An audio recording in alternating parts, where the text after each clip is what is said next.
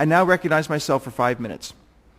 This morning, the Subcommittee on Energy and Mineral Resources will be examining in depth the state of California's increasing trend towards reliance on foreign oil and the many ways in which California can reverse that trend. Now, there are two common sense ways to do that. The first is through reducing demand, and California has taken sizable steps in this direction. But the second way is through increasing domestic supply, generating more energy production and reaping the economic benefits from such development. In this area, California has failed. California has chosen to grow their dependence on oil from foreign petrodictators and nations that truly dislike America. I am sure that Californians would prefer their dollars to stay and work in California rather than fund the Russian regime that is shipping arms to Syria's dictator, recently stole the Crimea from Ukraine, and threatens the world's security. But instead of choosing to produce more at home, last year roughly 1.5% of all oil used in California refineries came from Russia. Nearly another 25% of all California oil came from Iraq and Saudi Arabia. We need to be clear, there is a choice being made by California because California does not suffer from a lack of mineral resources. In fact, the state of California has a long history, as an energy-producing state. The first offshore well in salt water is believed to have been drilled in the Santa Barbara Channel in 1896. California has often ranked near the top of the list of energy-producing states, most recently coming in at third behind Texas and North Dakota.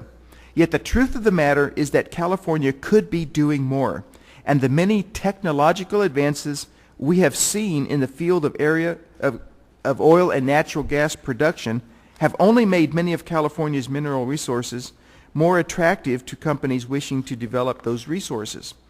According to a 2011 resource assessment conducted by the Bureau of Ocean Energy Management, or BOEM, estimates that the federal offshore outer continental shore areas off the coast of California contain almost 10 billion barrels of oil and almost 14 trillion cubic feet of natural gas, an energy source that many localities in California are converting their fleet vehicles to run on.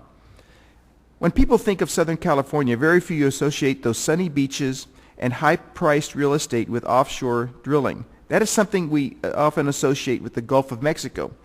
However, there are currently 43 active leases in those federal waters off the coast of Santa Barbara, generating American-made energy. The offshore areas of Southern California are literally so enriched with energy resources that oil is literally seeping into the ocean in the Santa Barbara Channel, with some estimates of 10,000 gallons of oil each day from one 6-mile stretch.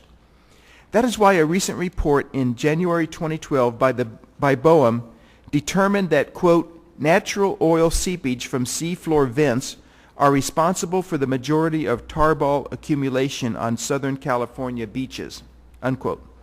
Can you imagine if we could develop those resources?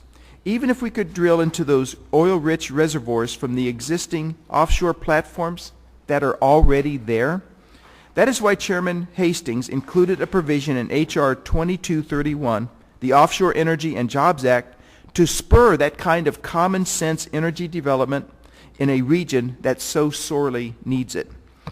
In addition to this offshore bounty, the Monterey Shale holds the biggest potential for onshore oil production in California. The Energy Information Administration estimates the Monterey Shale could hold as much as 5 times the amount of oil as the Bakken and 64% of American total oil reserves. A recent study by the University of Southern California predicts production in the Monterey Shale could create 2.8 million jobs in California. Unfortunately, most oil and gas projects in the Monterey have been subject to bureaucratic delays, federal obstacles to production, protests, and lawsuits. Last year, the BLM postponed a planned lease sale in the Monterey in response to a district judge's ruling that the BLM had violated NEPA by issuing prior leases in the Monterey. California is currently in the process of updating their regulatory scheme for hydraulic fracturing. Like all other states, California is choosing to proactively ensure that hydraulic fracturing can go forward safely within its own state. California ranks third in the nation in refining capacity, but it is a net importer of crude oil for these refineries. California's main source of domestic oil is Alaskan oil that is transported through the Trans-Alaskan Pipeline and shipped to California by tanker. However, with North Slope production decreasing, California is increasingly relying on foreign imports. The question before us today is choice. Does California choose domestic production or foreign imports? We know what the state has been choosing. Is the state willing to make the choice to develop its rich reservoirs of energy? I now recognize the